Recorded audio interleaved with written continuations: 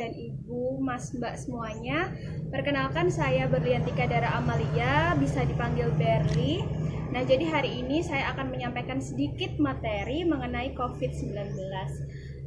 Sebelumnya saya mohon maaf sekali karena belum bisa langsung hadir ke Dusun Dengkeng, tapi semoga semuanya bisa berjalan lancar dan membawa manfaat. Untuk mempersingkat waktu, kita langsung saja ke materinya. Monggo. Oke, bismillahirrahmanirrahim. Jadi materi hari ini adalah mengenai pengendalian dan pencegahan penularan COVID-19.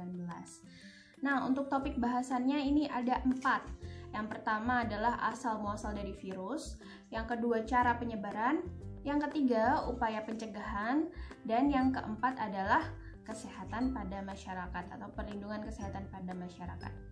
Yang pertama, mengenai asal-muasal virus COVID-19.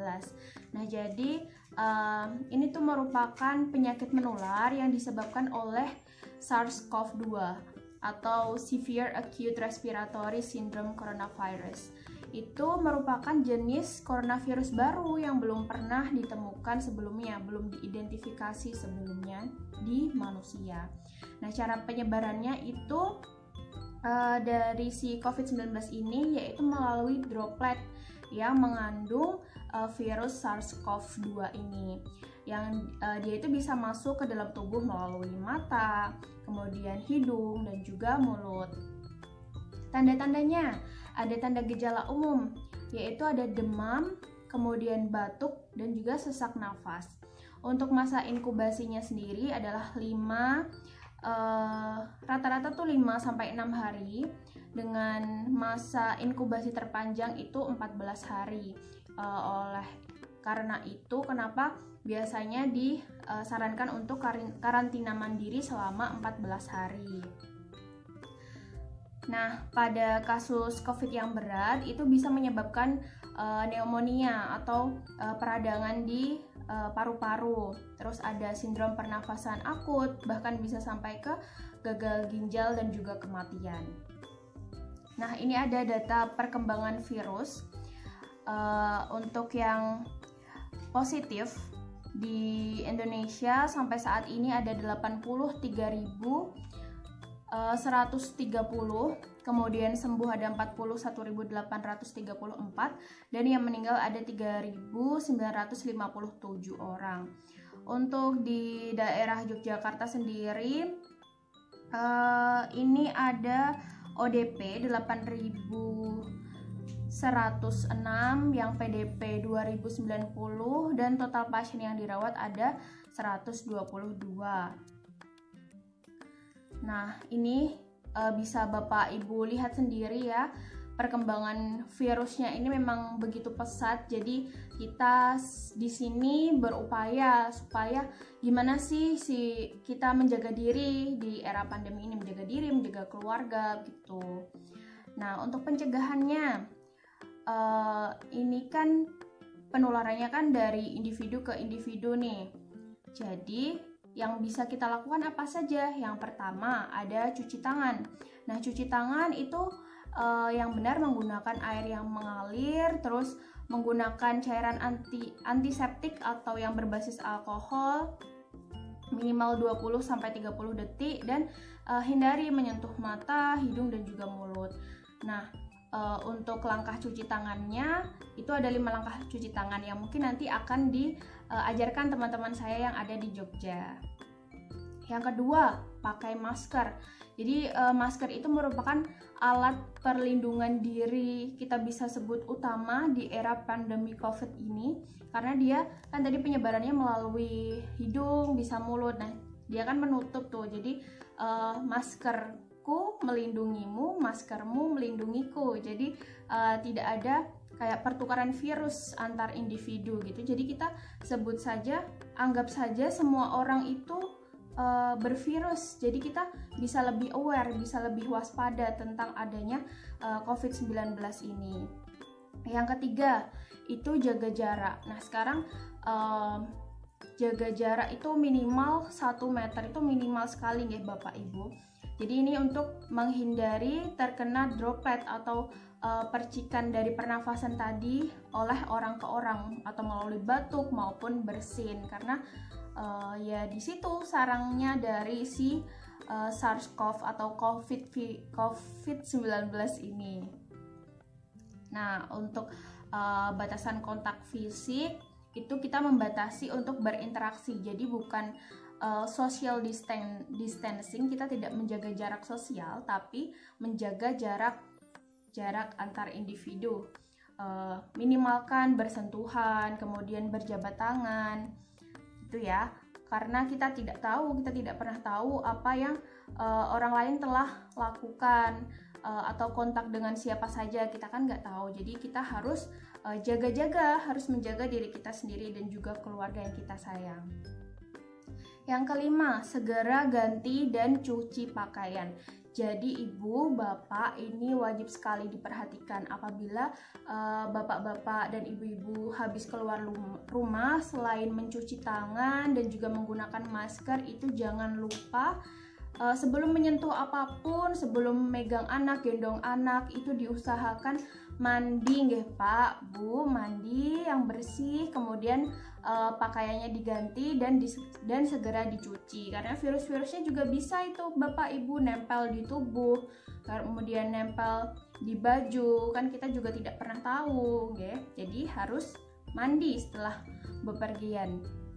Yang keenam adalah atur pola hidup sehat dengan menerapkan PHBS supaya hidup kita ini sehat dengan cara konsumsi gizi seimbang, harus ada sayur, karbohidrat dari nasi, protein dari hewan dan juga bisa protein dari tumbuhan atau nabati.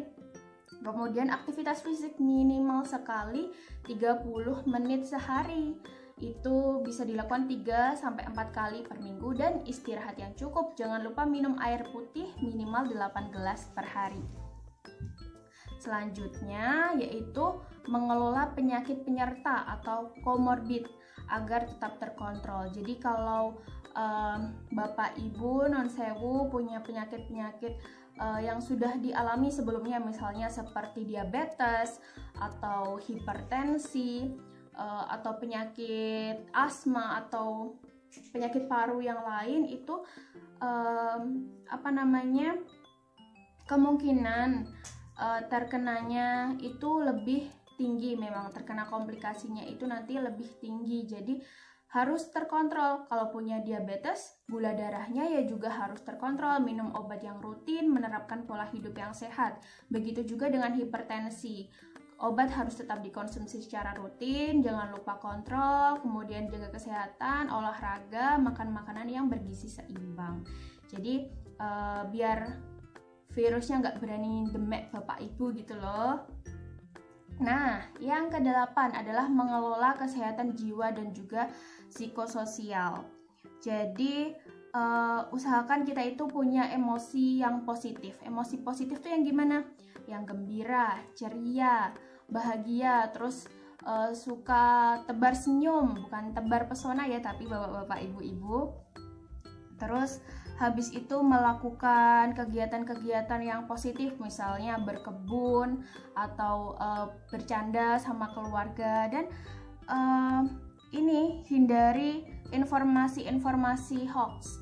Sebisa mungkin kalau Bapak Ibu dapat informasi-informasi misal dari grup WhatsApp, itu coba dikonfirmasi dengan orang-orang mungkin dari bidan desa atau mungkin keluarganya yang ada di yang merupakan tenaga kesehatan. Ini dikonfirmasi, bener nggak sih ini berita seperti ini. Jadi jangan ditelan mentah-mentah gitu Pak Bu. Terus jangan lupa juga kelola stres, karena stres itu bisa menurunkan kondisi imun tubuh loh Bapak Ibu. Jadi diingat ya tadi, emosi positif dan kelola stres. Nah, apabila sakit, menerapkan etika batuk dan bersin. Sudah pada tahu belum ini sebelumnya etika batuk dan bersin yang baik? Kalau belum tahu, ini saya contohkan biar dibantu sama teman-teman saya yang ada di Jogja. Jadi ketika batuk atau bersin itu yang digunakan di sini ya Pak, di lipatan siku. Jadi gini, hacing gitu. Kenapa begitu? Karena kalau tangan kita gini, ini kan nanti virusnya tuh ada di sini, ibaratnya ada di tangan kita, sedangkan kita pegang sana, pegang sini, gendong anak, gendong ini. Nah, jadinya kan nularnya itu lebih cepat gitu loh. Kalau pakai ini tadi bisa mengantisipasi itu tadi. Yang ke-10, menerapkan adaptasi kebiasaan baru. Yaitu apa? Protokol kesehatan yang sudah disampaikan oleh pemerintah kita, yaitu tadi yang udah dijelaskan di atas, pakai masker, cuci tangan, berganti pakaian dan mandi setelah bepergian dari rumah, menjaga jarak minimal 1 meter, begitu. Terus pokoknya hindari berkerumun. Nah, terus ada perlindungan kesehatan kepada masyarakat. Ini ada kegiatan promosi kesehatan yang bisa dilakukan melalui sosialisasi, edukasi, dan penggunaan berbagai media informasi untuk memberikan pengertian dan pemahaman bagi semua orang, seperti yang sedang kami lakukan ini dari KKN 04 Dusun Dengkeng, Universitas Muhammadiyah Yogyakarta. Yang kedua, ada kegiatan perlindungan, yaitu disediakan sarana cuci tangan pakai sabun dan juga hand sanitizer. Saya dengar di desa dusun sudah ada ya, ini sarana cuci tangan di tempat-tempat warga gitu ya, sudah ada kan ya. Terus habis itu desinfeksi permukaan benda dan juga ruangan, dan juga peralatan-peralatan yang berkala dipakai. Kalau cuci piring yang bersih, terus sendok juga jangan berganti-gantian gitu nggih Pak Bu.